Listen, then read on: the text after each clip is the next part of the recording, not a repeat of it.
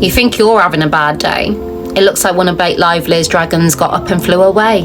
Yes, a 10-year friendship. Taylor Swift, she's gone, she's out. I'm not involved in this, I'm getting out. I've always said the eye of the storm. People's attention will be on, whether that be Blake Lively and Ryan Reynolds. You know, here it is, that eye. They will carry on to speak out as they spiral out of control. Same with Harry and Meghan, they did the same. But it's the people on the edge of that storm, their mates, their colleagues, their employees.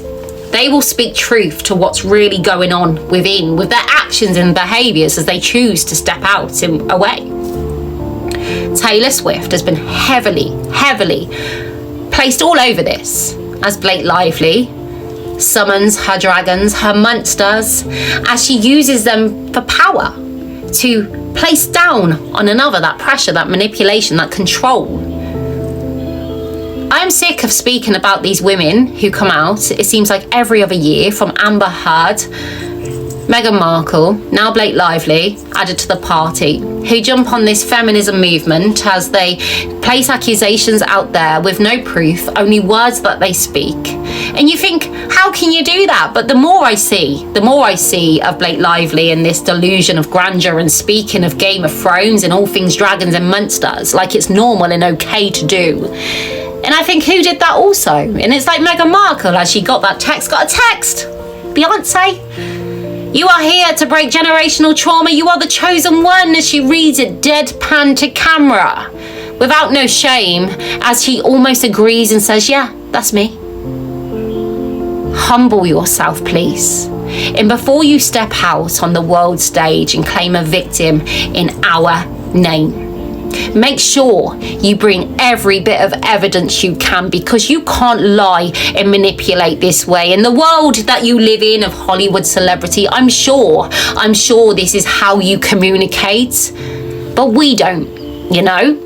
And you're bringing this to us, because you're not bringing it to the police, you're bringing it to the New York Post, you're bringing it to Oprah Winfrey, which you know is coming to us, real people that live a real life, who suffer that same victimhood you try and claim in order to enhance your fame. And it's a dangerous game, because I do the aftermath of abuse, and people that have really been stripped back, really been abused.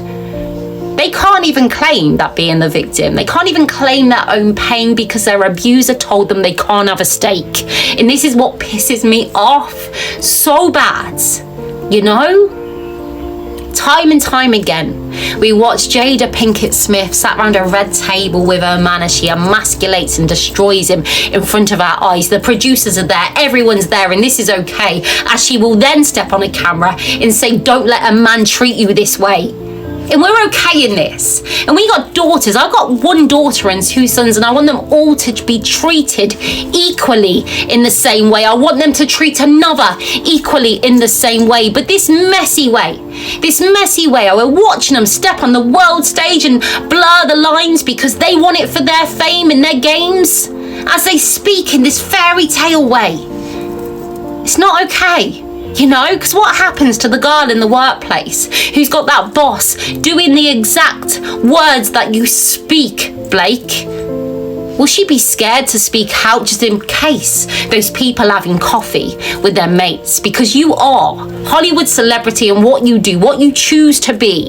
You are the new reality. You are the new Jeremy Kyle. You are the new Jerry Springer. And we are the audience watching in, who you invite in as you want us to support you. But when we turn around and say, no, we don't believe you, you bring no evidence. In fact, the people you accuse bring more evidence than you.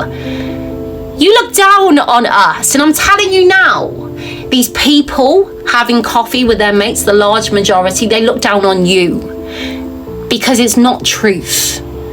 And that's how we work, you know, the large majority. But the saddest thing is, they're having that conversation over that coffee, that back and forth, because some people believe what you say is true, and it causes divide. It causes friction as people come out to argue for either side, as you're still there on a stage punching the air because you want to bring kinds, and you're causing so much damage on the outside, and it does my head in. And no one speaks that way. This is not reality. I know you're rich, but touch some grass, man. Nobody speaks this way.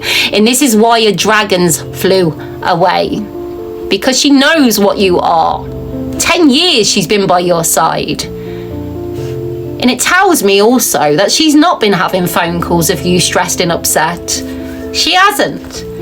Because the Taylor Swift and the brand she has of feminine and girl band would make her stay by your side. Her moral compass would align with you if she knew you was telling truth, and it's a big risk for her to fly away. But she done it anyway. Anyway, that's my thoughts and my opinions as I ramble and rant. The content, the true movie horror review that these entitled delusional celebrities do and speak like they do.